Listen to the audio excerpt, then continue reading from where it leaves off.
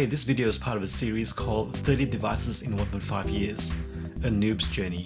Well, I'm the noob, and I've literally purchased over 30 devices including MIDI keyboards and controllers, synthesizers, audio interfaces and mixers, studio monitors and headphones. So why bother listening to me instead of an expert?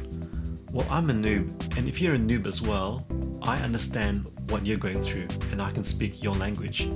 I can also stop you from making unnecessary purchases based on my experiences with GAS, which is Gear Acquisition Syndrome. So without further ado, keep watching. The purpose of this video is to help other noobs find a suitable DAW to try out. This video is not to start a flaming debate with people from different camps. I know people are very passionate about the DAWs that they use, and I think that's great. I'm not an expert in all these DAWs, and I'm not aware of all their pros and cons. This video is just to help noobs identify which DAWs are easiest to access and to try. The first criteria, which I think is the biggest barrier to people trying out a DAW, is cost. If it costs too much, it's not going to be accessible for a lot of people and they're not going to choose that particular DAW. Secondly, it's the number of tracks available in that DAW, as having a limited amount of tracks will limit your ability to grow and to develop your music. And thirdly, all the DAWs I've chosen today have third-party plugin support. Having the ability to use third-party plugins is essential. It opens up the world of possibilities for you to use virtual instruments and effects from a whole number of different companies.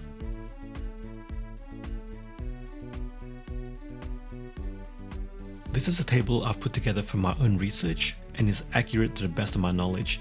If anything is wrong in this table, please do let me know in the comments below. So right now you have two options. One, continue to listen to me, or two, just pause this video right now so you can just have a look through this table. It's self-explanatory and hopefully will help you as a noob choose the right DAW to try out. For those who are continuing to watch, let's move forward. The first column is the name of the DAW, the second column is the lowest version in that DAW with a few exceptions. Third is the operating system, fourth is the cost, fifth is the tracks, next column if there are any additional points to consider, and the final column is a points scoring system which I've developed. It can be either 100, 50, minus 50 or minus 100. Just a note regarding this scoring system, it's not a perfect way to compare these DAWs, but for the purposes of this video, it helps put things into perspective for the noob. Reaper is a DAW which I downloaded quite a while back, but only started using it recently and I'm really quite enjoying it. It runs on both Mac and Windows and also Linux. It's free to try out for as long as you want. But technically, if you've decided that you want to use this DAW continually, please do pay $60 to the developers. It has an unlimited number of tracks. It gets 200 points. Next is Cakewalk, which has been around for quite a while. It runs only on Windows. It's free and also has an unlimited number of tracks that you can utilize. 200 points to Cakewalk. Now, PreSonus Studio One Artist is actually second from the bottom in terms of their versions. I didn't include the bottom version because you can't use third-party plugins, which is a severe limitation.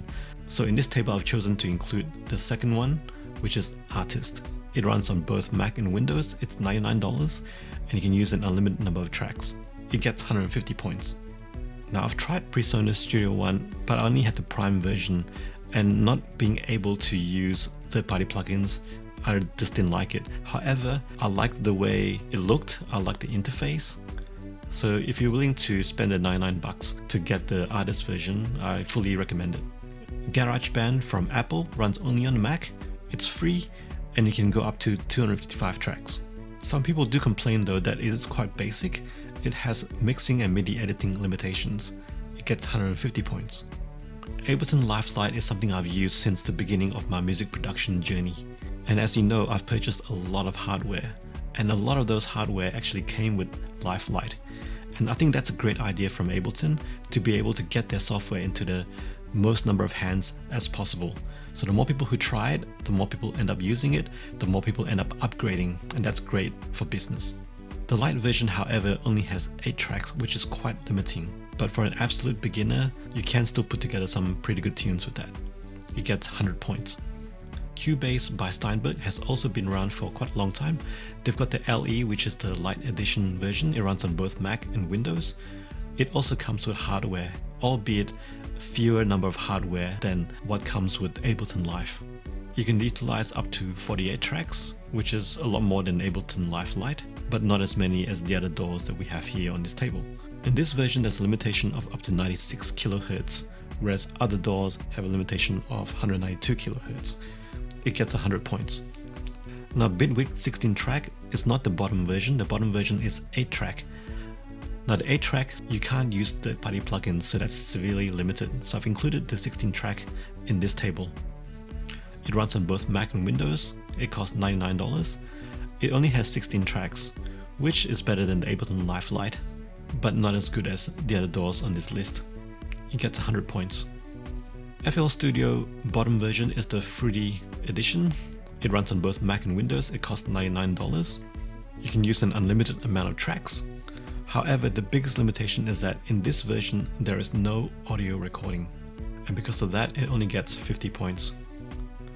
Logic Pro from Apple runs only on Mac, it costs $199. You can have over 3,000 tracks, mainly due to the price, which is not exorbitant but also not that cheap. It gets 50 points.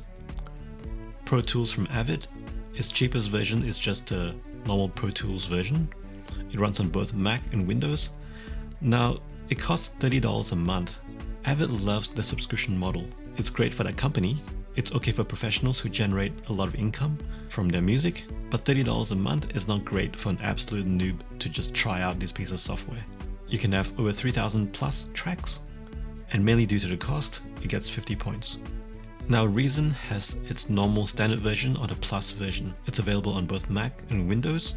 The outright version is $499, or you can pay $19.99 a month for the Plus version. For me, neither option is attractive for an absolute noob who wants to get into music production. You can utilize an unlimited number of tracks. Interesting thing to note is that Reason used to have an intro version, but they've since removed it in its latest version. Mainly due to the price, Reason gets 50 points. So yeah, thanks for watching this video. Hopefully it's been helpful to some of you noobs out there to find a suitable DAW to try out. Don't forget to subscribe for the latest videos, hit that like button if it's helped you, and thanks for watching.